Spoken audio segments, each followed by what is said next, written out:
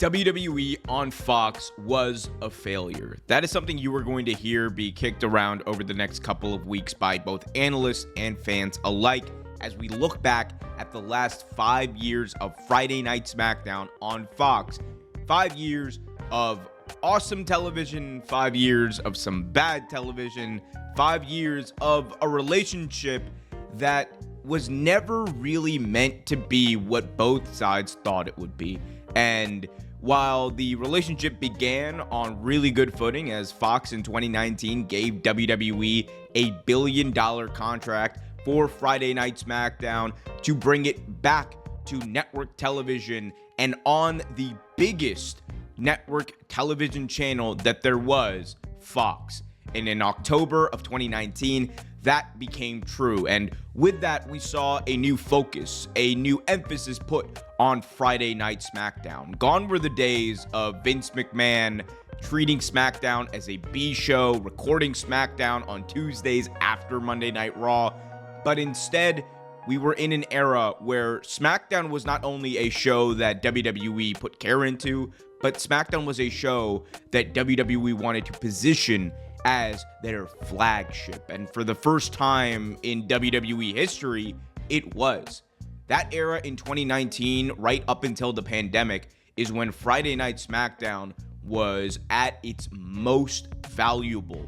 That is when there was the potential for growth. That is when there was the potential to have some of the biggest stars in WWE exclusively on SmackDown. Stars like Brock Lesnar, stars like Roman Reigns.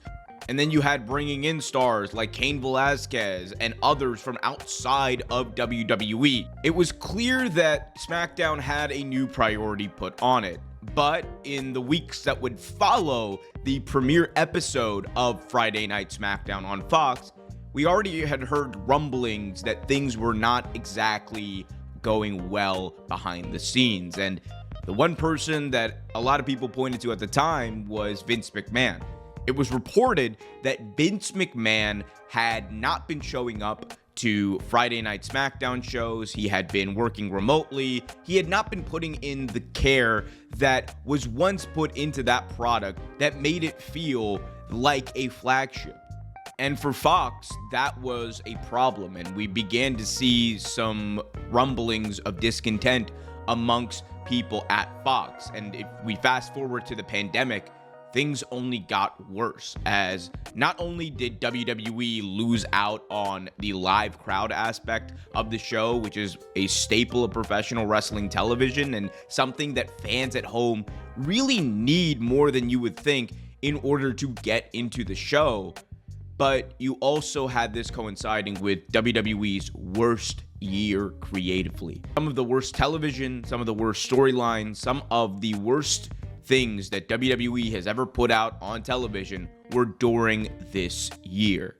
And a lot of that had to do with Vince actually coming back into the fold and having a lot more control than he usually would, because the shows were taped 2 or 3 episodes at a time, which allowed for Vince to micromanage even more, change things around even more, and it led to a product that was even more confusing than it was in the prior months. And this is when the relationship really began to fall apart. And the pandemic didn't only have the effect of Vince McMahon running amok, you also had the end of one of WWE's most interesting projects, that being WWE Backstage, which used to air on FS1 and was supposed to serve as a talk show, much like Sunday NFL Countdown for football, for WWE, that would talk about the big stories of professional wrestling that week, that would talk about what was happening in WWE. And it started off with a lot of energy as you had stars like Saraya, Renee Young, and CM Punk, who returned to the company for the first time in nearly a decade at that point, hosting that show and making it one of the more interesting projects that WWE ever did.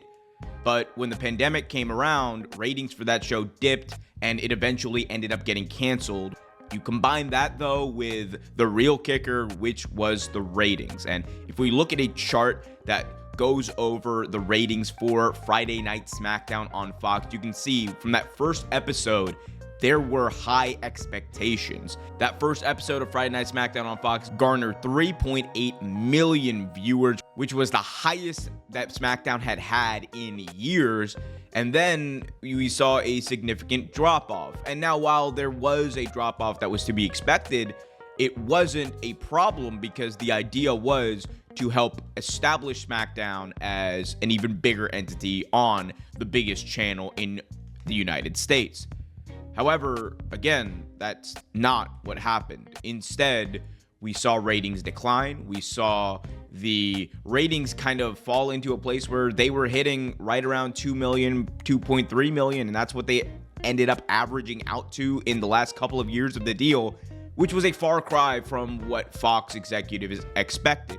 The entire reason for Fox to acquire WWE SmackDown was so that they could cash in on the live sports aspect of the show and also make sure that they could sell advertising revenue for the show. Now, it has been reported that selling ads for SmackDown was not a problem. There was no issue with the content or the fact that it was professional wrestling. It was never the issue. The real issue was that SmackDown was not getting the return on investment in advertising revenue that Fox thought it would get, and that was a direct result of the ratings not being where they wanted them to be. While 2 million viewers a week is great, and they were still the #1 show on Friday nights in the key demo, the expectations were sky high because Fox was buying into the idea that professional wrestling, much like other sports like football, basketball, is one of the few things that garners millions of people to tune in on a weekly basis. And while that is true, it just was not to the level that Fox wanted, expected, or that they were paying for. Combine that with the fact that for them, SmackDown was much of a loss leader, meaning that they were not really able to recoup a lot of the money that they ended up paying over for Friday Night SmackDown to WWE in that deal.